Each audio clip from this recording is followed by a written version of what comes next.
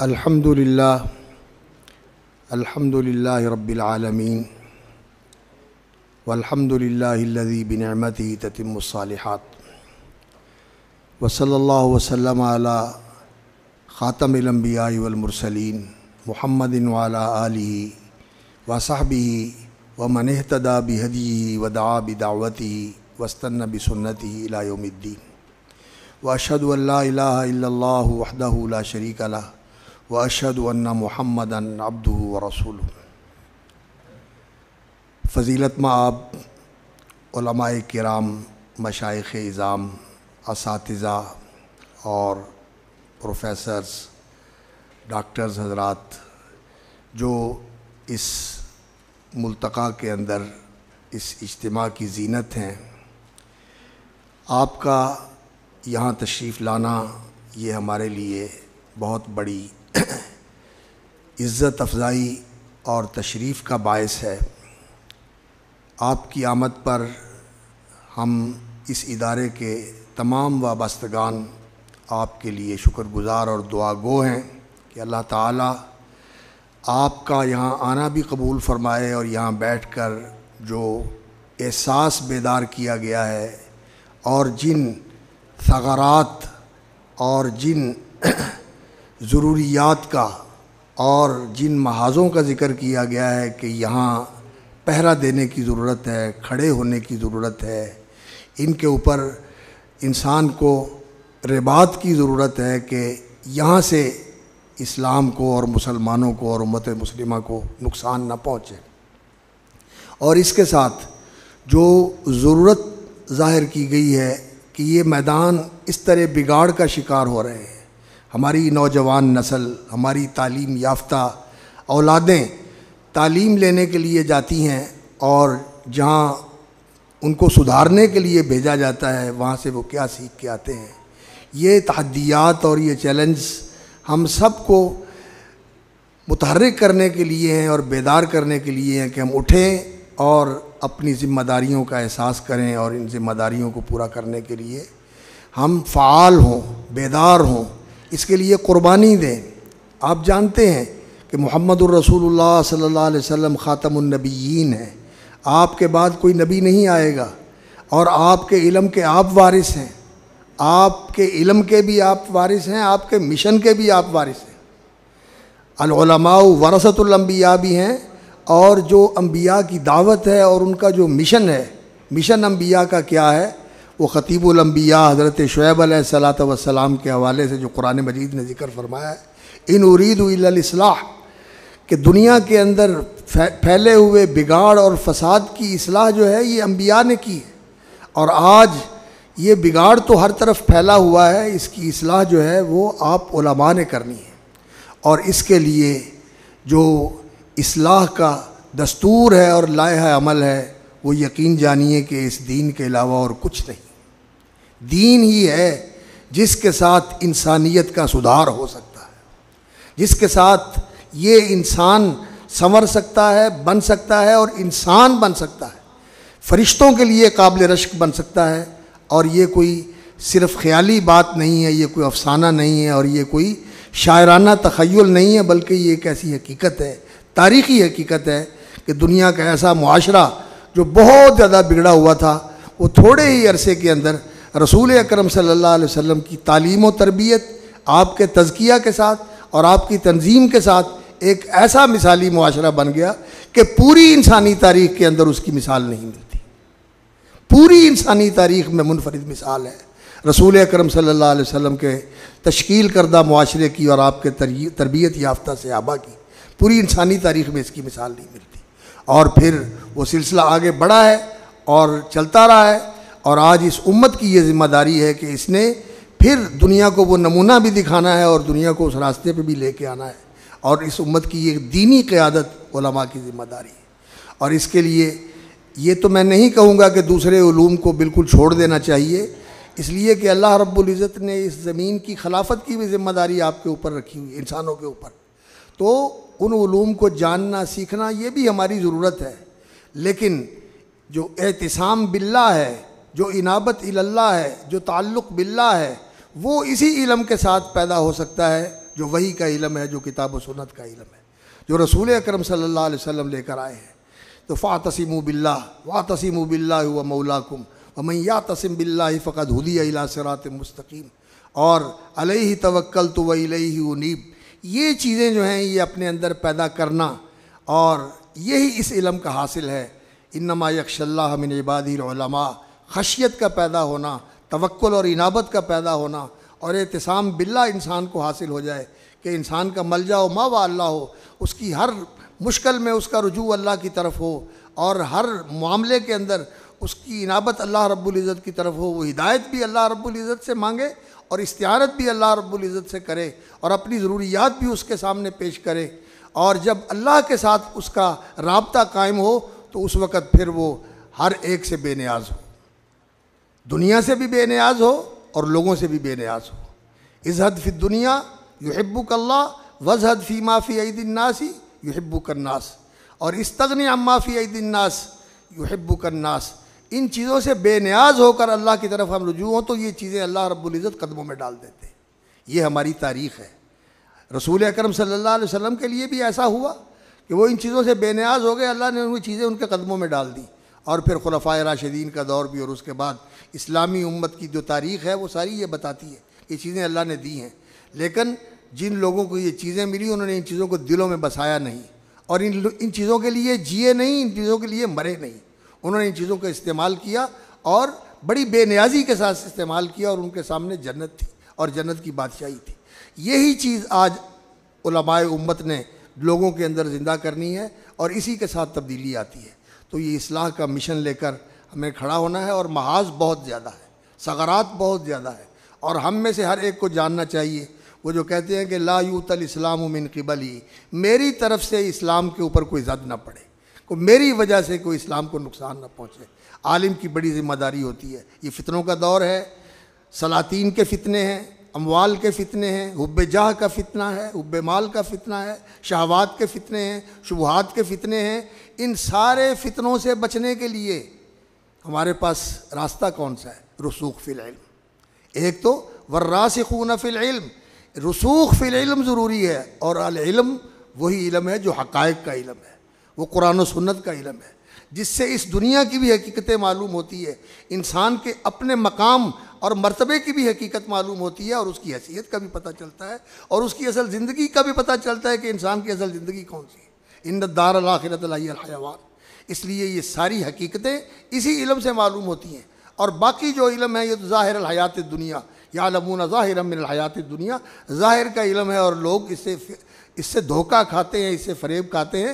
اس فریب اور دھوکے کے پردے اتارنے ہیں آپ لوگوں نے جو حقیقت شناس ہے۔ جب آپ حقیقت شناس ہوں گے تو پھر ہی ان لوگوں کی صحیح رہنمائی کر سکیں گے۔ اس لیے آپ کا اس علم کے اندر رسوخ بھی ضروری ہے، اور اس علم کے ساتھ آپ کا یقین بھی ضروری ہے۔ اس علم کے اوپر اگر یقین نہ ہو تو یقین جانیے کہ یہ علم پھر انسان کے لیے وبال ہے۔ اس علم کا یقین ہونا چاہیے، اور وہ یقین یہی ہے کہ انسان کے اندر اللہ کے ساتھ ایسا تعلق قائم ہو جائے کہ اللہ کی خشیت اور اللہ کی طرف رجوع اور اللہ کے ساتھ تعلق اور اللہ سے مانگنے کا ایسا ڈھنگ انسان کو آ جائے کہ جب وہ ضرورت مند ہو تو اللہ کے سامنے ہاتھ اٹھا دے اور اللہ کی مدد اس کے ساتھ شامل حال ہو جائے۔ اپنی کیفیت اس طرح کی بنانی، یہ اصل امتیاز ہے ہمارا، اس کے اوپر ہمیں فوکس رکھنا چاہیے۔ اور باقی جو میادین ہیں ان کے بارے میں آگاہی بھی ہونی چاہیے، اور ان میادین کو اور ان ضرورتوں کو پورا کرنے کی اور کور کرنے کی کوشش بھی کرنی چاہیے۔ جیسے ہمارے عزیز گرامی محترم فضیلت الشیخ قاری صہیب صاحب نے اس عزم کا اظہار کیا ہے۔ جن بزرگوں نے اس ادارے کی بنیاد رکھی تھی وہ بھی جمعیت اہل حدیث کے دست و بازو تھے، بلکہ مؤسسین میں شامل تھے۔ وہ اس وقت نوجوان تھے جب اس جمعیت کی بنیاد رکھی گئی۔ حضرت حافظ محمد یحییٰ صاحب عزیز میر محمدی اور ہمارے والد گرامی مولانا محمد یحییٰ اشرف پوری رحمۃ اللہ علیہ، مولانا داود غزنوی کے شاگردوں میں سے تھے، مولانا عطاء اللہ حنیف، مولانا اسماعیل سلفی، حافظ محمد گوندلوی، اور ان کی توجیہ کے ساتھ ہی انہوں نے اس ادارے کی بنیاد رکھی تھی اور اس ضرورت کو محسوس کیا تھا، اور وہ یہی چاہتے تھے کہ یہاں علماء کو بھی جمع کیا جائے، اس اصلاح کے مشن کے اندر بھی آپ لوگ شامل ہوں، دعوت کے کام کو بھی منظم کریں۔ اور یہ جو میادین ہیں تعلیم و تربیت کے، اور خاص طور پر جس کی طرف ڈاکٹر صاحب نے اشارہ کیا اور ہمارے محترم فضیلت الشیخ ڈاکٹر حماد لکھوی صاحب اس ضرورت کو محسوس کر کے فیتھ کالج کے نام سے یا یونیورسٹی کے نام سے کام کر رہے ہیں. یہ کام کرنے کے میدان ہے, ہمیں سب کاموں کے اندر آگے بڑھنا چاہیے. اور آپ لوگوں کو چونکہ اللہ رب العزت نے زیادہ امتیاز عطا فرمایا کہ آپ نے یہاں بھی پڑھا اور باہر کی یونیورسٹیوں میں بھی جا کر پڑھا, حرمین کی سرزمین کو بھی آپ کو اس کی زیارت کا شرف حاصل ہوا, مدینہ اور مکہ جو دین کا مرکز ہے وہاں سے بھی آپ استفادہ اور استفادہ کر کے آئے ہوئے. روحانی استفادے کا بھی اللہ نے آپ کو موقع دیا اور علمی استفادے کا بھی آپ کو موقع دیا, تو آپ کی ذمہ داری دو چند ہو جاتی ہے. تو اپنی ذمہ داری کا احساس کرتے ہوئے انشاءاللہ آپ آگے بڑھیں گے اور ایک جماعت ہو کر آگے بڑھیں گے اور تعاون کرنے والے ہوں گے اور ایک دوسرے کے لیے دعا کرنے والے اور ایک دوسرے کے لیے اچھا سوچنے والے اور اس کے لیے بہتر رائے رکھنے والے ہوں گے, تو انشاءاللہ اللہ تعالیٰ اس میں برکت کر دے گا. یہ جو ہماری تنگ نظریاں ہیں کہ وہ یہ کر رہا ہے میں یہ کر رہا ہوں, وہ ایسا نہ ہو جائے ایسا نہ ہو جائے, ان چیزوں سے بالا تر ہو کر سوچیں, امت کا مفاد سوچیں, دین کا فائدہ سوچیں, اللہ کے کلمے کو بلند کرنے کے لیے سوچیں. اسی کا نام اخلاص ہے انشاءاللہ العزیز, کہ ان ساری اغراض سے انسان بالا تر ہو جائے, ان ساری اغراض سے انسان بے نیاز ہو جائے, صرف اللہ کی بات اونچی ہو جائے, کسی طرح بھی اونچی ہوتی ہے ہو جائے, میں آگے ہوں میں پیچھے ہوں میں اوپر ہوں میں نیچے ہوں, ان چیزوں کی کوئی بات ہی نہیں ہے, کوئی حیثیت نہیں. اس دین کے راستے میں انسان جہاں بھی ہے, یرفع اللہ الذین آمنوا منکم والذین اوتوا العلم درجات, اللہ کے ہاں اس کا درجہ بڑا اونچا ہے. اور باقی ذمہ داریاں ہوتی ہیں جہاں جس کو مل جائے, اللہ رب العزت اسے پورا کرنے کی توفیق عطا فرمائے. اور حق کون ادا کر سکتا ہے؟ رسول اکرم صلی اللہ علیہ وسلم کو یہ کہا گیا ہے, پوری زندگی کا اتنا بڑا کارنامہ ہے کہ پوری انسانی تاریخ میں اس کی مثال نہیں ملتی. اس کارنامے کو سر انجام دینے کے بعد کوئی اللہ رب العزت کی طرف سے جو وحی آتی ہے تو وہ کیا آتی ہے؟ فَسَبِّحْ بِحَمْدِ رَبِّكَ وَاسْتَغْفِرْهُ إِنَّهُ كَانَ تَوَّابًا. یہ ہے پیغام, آخری پیغام, فَسَبِّحْ بِحَمْدِ رَبِّكَ وَاسْتَغْفِرْهُ إِنَّهُ كَانَ تَوَّابًا. جو ہوا ہے اللہ کی توفیق سے ہوا ہے, اور اپنی کوتاہی کا اعتراف کرتے استغفار کیجیے. اس لیے کسی پندار اور گھمنڈ کا شکار نہیں ہونا. اور اپنے آپ کو ہمیشہ, حضرت حافظ صاحب رحمۃ اللہ علیہ کو بیمار تھے, حضرت قاری صاحب کی مسجد میں وہ آرام فرما تھے, تو میں اور حافظ شریف صاحب ان کے پاس گئے. میں نے کہا حضرت کوئی وصیت فرمائیں, تو کندھے پہ ہاتھ رکھ کے تھپک کے کہنے لگے, بیٹا کرتے رہو چھوڑو نہ, اور کرتے بھی رہو اور ڈرتے بھی رہو اور کر کے بھی استغفار ہی کرو, کبھی کبھی کسی گھمنڈ اور کسی پندار میں مبتلا نہیں ہونا, استغفار ہی کرنی. تو اس لیے یہ علم جو ہے یہ اللہ تعالیٰ کی طرف سے بہت بڑا فضل ہے, اصحاب الفضیلہ ہے آپ, اور بہت بڑی عزت ہے جو اللہ رب العزت نے آپ کو دی ہوئی ہے. تو اس عزت اور اس فضیلت کا جو حق ہے وہ یہی ہے کہ انسان کے اندر تواضع ہونی چاہیے, علم ہونا چاہیے. اور جو آپ کے علم میں بڑے ہیں اور عمر میں بڑے ہیں, شاید آپ کا نیا علم ہے اور آپ کی تحقیق زیادہ ہے, آپ اس میں بڑے ہو سکتے ہیں, لیکن ان علماء سے مشورہ کر لیں. حافظ عبدالستار صاحب ہیں, یہ مولانا عبداللہ ناصر رحمانی صاحب ہیں, یا اور اس طرح کے اہل علم ہیں جن کی زندگیاں گزری ہیں اس میدان کے اندر. ان لوگوں سے مشاورت کر لینا, ان لوگوں سے رہنمائی لے لینا, ان لوگوں سے تائید لے لینا, دعا لے لینا, اس میں بھی بڑی برکت ہوتی ہے. البرکۃ مع اکابرکم. تو یہ چیزیں ایسی ہیں. اور اس کے ساتھ میں ایک اور عرض کروں گا کہ ہمیں اپنی اصلاح کی فکر کرنی چاہیے. جو لوگوں کی اصلاح کے ذمہ دار ہوں نا, انہیں اپنی اصلاح کی زیادہ فکر کرنی چاہیے. اور واعظ سننا تو جو واعظ اور خطیب ہوتا ہے اس کے لیے بڑا مشکل ہوتا ہے. چودھری صاحب کہہ رہے تھے کہ آپ کے بڑے مضبوط اعصاب ہیں کہ آپ نے اتنی باتیں سنی ہیں, تنقید بھی ہوئی ہے اور اس طرح کے پروگرام بھی سنائے گئے ہیں, تو آپ نے بڑی ہمت اور حوصلے کے ساتھ سنا ہے. لیکن کوئی آدمی آپ کو یہ کہے کہ آپ ایسے کریں تو یہ آدمی کے لیے مشکل ہوتا ہے, لیکن اپنی اصلاح کے لیے ضروری ہوتا ہے. اس لیے میں عرض کروں گا کہ جامع بیان العلم و فضلہ اور اخلاق العلماء امام اجری کی اور اخلاق و حملۃ القرآن, یہ کتابیں آپ کی بالکل قریب ترین ہونی چاہیے کہ آپ بار بار ان کو پڑھتے رہیں کہ جو ربانی علماء ہوتے ہیں ان کے اخلاق کیا ہے اور جو دنیا دار علماء ہوتے ہیں ان کے اخلاق کیا ہے, اور اپنا محاسبہ اور اپنا موازنہ کرتے رہیں کہ میں کہاں آ رہا ہوں, ادھر آ رہا ہوں یا ادھر آ رہا ہوں. اپنا گراف دیکھتے رہیں. اپنی اصلاح کرنے کی ضرورت ہے. اور جو علماء کے اوصاف ہیں جامع بیان العلم و فضلہ میں بہت تفصیل کے ساتھ لکھی ہوئی ہیں یہ چیزیں, ان کو دیکھنے کی ضرورت ہے. یہ میں اس لیے کہا, اصل تو قرآن و سنت کافی ہے. قرآن مجید سچی بات ہے جب انسان پڑھتا ہے اس لحاظ سے کہ یہ مجھے مخاطب کر رہا ہے تو انسان کی آنکھیں کھل جاتی ہیں اور انسان کے رونگٹے کھڑے ہو جاتے ہیں کہ قرآن مجھے مخاطب کر رہا ہے, میں کہاں کھڑا ہوں. تو ضرورت ہے اس کی. لیکن جب ان چیزوں کو پن پوائنٹ کر دیا جاتا ہے, نشاندہی کر دی جاتی ہے, تو زیادہ انسان کو توجہ ہو جاتی ہے. اس لیے میں نے ان کی طرف توجہ دلائی ہے. باقی کتاب ہدایت تو قرآن مجید ہے. اور ڈاکٹر صاحب نے کہا تھا کہ رسول اکرم صلی اللہ علیہ وسلم کو معجزہ دیا گیا جو اس وقت کے اعتبار سے فصاحت و بلاغت کا اعلیٰ ترین نمونہ ہے اور انسانیت کی دسترس سے بھی بالا تر چیز ہے. قرآن مجید نے جو اپنا اعجاز اور اپنا امتیاز ظاہر کیا ہے وہ فصاحت و بلاغت میں اعلیٰ ترین ہونے کا نہیں ہے.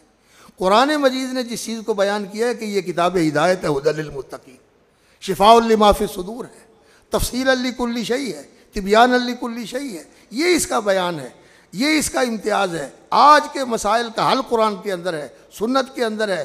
اس معاشرے کو دیکھ کر اپنے اس معاشرے کی رہنمائی مہیا کرنا، یہ اصل ہمارا کام ہے. یہ ہے تفقہ فی الدین، یہ ہے رسوخ فی العلم.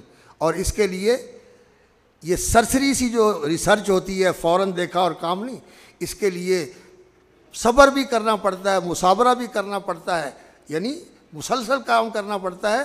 اور اس کے ساتھ ساتھ اللہم رب جبرائیل و میکائیل و اسرافیل علمنی، اللہم یا مفہم سلیمان فہمنی، اللہم یا معلم ابراہیم علمنی، جیسے شیخ الاسلام ابن تیمیہ رحمۃ اللہ علیہ کیا کرتے. اس کی بھی ضرورت ہوتی ہے، اس کے بغیر اس راستے میں کامیابی نہیں ہوتی. اہدنا الصراط المستقیم تو ہم کہتے ہیں، لیکن جو زیادہ کثرت سے چیز کہی جاتی ہے پھر اس کا فہم اور استحضار نہیں رہتا کہ میں کیا کہہ رہا ہوں. نہیں، کبھی اہدنا الصراط المستقیم جو ہے نا وہ حضور قلب کے ساتھ بھی کہنا چاہیے. اور اللہم اہدنی وسددنی، رسول اکرم صلی اللہ علیہ وسلم نے جو دعا سکھائی حضرت علی رضی اللہ تعالیٰ عنہ کو، جو اقداہم تھے، تو یہ ہمارے لیے بھی دعا ہے، اللہم اہدنی وسددنی والہمنی رشدی واعذنی من شرور نفسی وسیئات اعمالی. تو میں آپ لوگوں کی آمد پر آپ لوگوں کا بہت شکر گزار ہوں. اور میں ڈاکٹر صاحب کا اور دوسرے اساتذہ کا، ڈاکٹر حماد صاحب اور مجھے شاہ صاحب بھی تشریف لائے ہیں، ان تمام معززین کا نام لینے تو مشکل ہیں. بہت خوبصورت چہرے دیکھے اور بڑی خوشی ہوئی، سچی بات ہے. میں تو اب اپنے آپ کو یہی کہتا ہوں کہ جو ستینات کے شیوخ تھے وہ تو اکثر چلے گئے، حافظ ثناء اللہ مدنی صاحب، مولانا عبدالسلام کیلانی صاحب، اور ہمارے ساتھی تھے ڈاکٹر شیر علی صاحب، اور اسی طرح مولانا وہ کیا تھا ان کا جو پشاور کے تھے، یہ تو چلے گئے. اور ان کے بعد ہمارا نمبر ہے، جو 70 والے ہیں ان کا نمبر ہے. اور آپ لوگ ہیں جن کے پاس اب امت کی قیادت کی ذمہ داری ہے، اس لیے آپ اپنی ذمہ داری کو پہچانیے اور کھڑے ہوں. اور انشاءاللہ اللہ سے ہم توفیق مانگتے ہیں. جو اللہ کی طرف رجوع ہوتا ہے انشاءاللہ، والذین جاہدوا فینا لنہدینہم سبلنا وان اللہ لمع المحسنین. اللہ تعالیٰ ہمیں احسان نصیب فرما دے، اللہ کی معیت ہمارے ساتھ. واحسنوا ان اللہ یحب المحسنین، محبت بھی اللہ رب العزت کی اور معیت خاصہ بھی اللہ رب العزت کی محسنین کے ساتھ. اور احسان جو ہے وہ احسان مع اللہ بھی اور احسان مع الخلق بھی اور احسان مع نفس بھی اور احسان مع دین بھی، سارے پہلو احسان کے اس کے اندر آتے ہیں. تو اللہ رب العزت ہمیں اس راستے میں قبول فرمائے، ہماری دستگیری فرمائے، ہمیں توفیق عطا فرمائے. اللہم لک الحمد اولا وآخرا ولک الحمد ظاہرا وباطنا. اللہم لک الحمد ملء السماوات وملء الارض وملء ما بینہما وملء ما شئت من شیء بعد. اللہم صلی علی محمد وعلی آل محمد وبارک علی محمد وعلی آل محمد کما صلیت وبارکت علی ابراہیم وعلی آل ابراہیم انک حمید مجید. اللہم اقسم لنا من خشیتک ما تحول به بیننا وبین معاصیک ومن طاعتك ما تبلغنا به جنتك ومن اليقين ما تهون به علينا مصيبات الدنيا. اللهم متعنا بأسماعنا وأبصارنا وقواتنا ما أحييتنا واجعله الوارث منا. اللهم اجعل ثارنا على من ظلمنا وانصرنا على من عادانا. اللهم لا تجعل مصيبتنا في ديننا ولا تجعل الدنيا أكبر همنا ولا مبلغ علمنا. اللهم لا تجعل مصيبتنا في ديننا ولا تجعل الدنيا أكبر همنا ولا مبلغ علمنا ولا تسلط علينا بذنوبنا من لا يرحمنا ولا يخشاك فينا.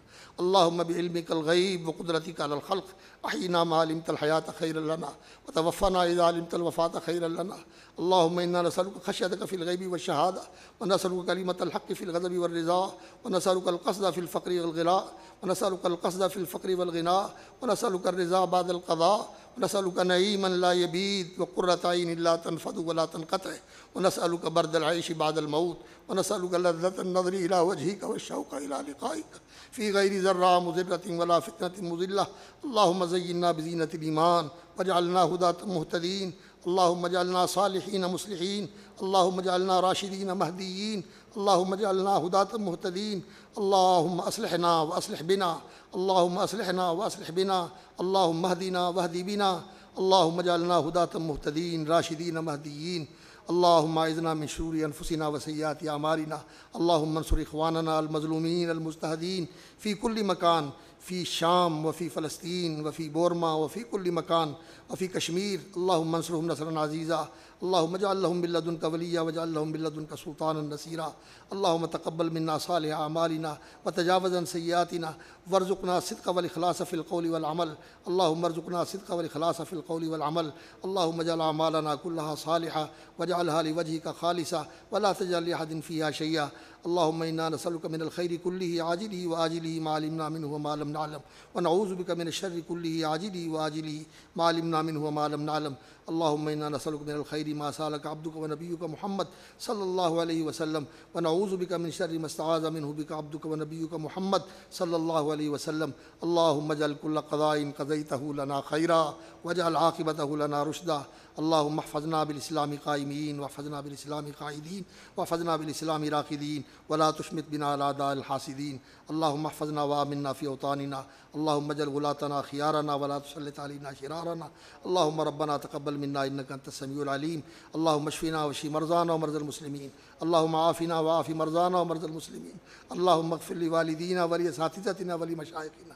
اے اللہ ہمارے بزرگوں کی بخشش فرما جنہوں نے اس مرکز کی بنیاد رکھی. یا اللہ جنہوں نے جمعیت کی بنیاد رکھی، جنہوں نے دینی مدارس کی بنیاد رکھی. یا اللہ ہمارے والدین کی بخشش فرما. یا اللہ ہمارے اساتذہ کی بخشش فرما. یا اللہ ان کی قبروں کو جنت کے باغ بنا دے. اللہ ان کے درجات بلند فرما. یا اللہ ہمیں ان کے اس راستے کے اوپر دین کی خدمت کے ساتھ، دین کی خدمت اور تیرے کلمے کے اعلاء کے راستے کے اوپر استقامت کے ساتھ چلنے کی توفیق عطا فرما، اور صدق و اخلاص کے ساتھ، حسن نیت کے ساتھ، حسن قصد کے ساتھ چلنے کی توفیق عطا فرما. ہماری کوتاہیوں سے درگزر فرما، ہماری لغزشوں سے درگزر فرما، ہماری کارسازی فرما، ہماری دستگیری فرما، ہماری رہنمائی فرما. اللہ ہم تیرے بندے ہیں، تیرے حضور دست بدعا ہیں. اللہم لا تجعلنا بدعائک اشقیاء وکن بنا رؤوفا رحیما. لا تجعلنا بدعائک اشقیاء وکن بنا رؤوفا رحیما. ربنا تقبل منا انك انت السميع العليم وتب علينا انك انت التواب الرحيم. وصلى الله على عبده ورسوله محمد وعلى اله وصحبه اجمعين. آمين يا رب العالمين برحمتك يا ارحم الراحمين.